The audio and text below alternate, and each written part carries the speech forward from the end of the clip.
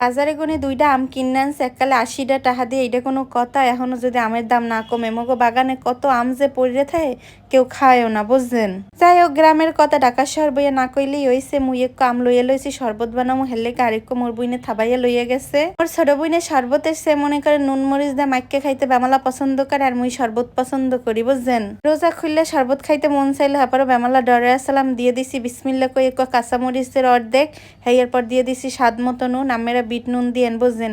আর এই জায়গায় মুই মোর বিখ্যাত পাউডার সুগার দিয়ে দিছি, মানে চিনি পরিমাণ মতো দিয়েন। টক বেশি হলে একটু বাড়াই দেবেন, টক কম হইলে একটু কমাইয়ে দেবেন, বুঝলেন?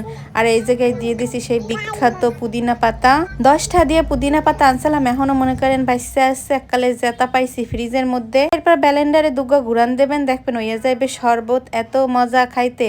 যারা টক ঝাল মিষ্টি শরবত খাইতে পছন্দ করেন হারা অবশ্যই কাঁচা আমের এই শরবতটা খাইবেন। ওর কিন্তু বেমালা এই শরবত পছন্দ, এর মধ্যে দিয়ে দিছি বরফ, বুঝছেন? আমেরাও বরফ দিয়ে দিয়েন।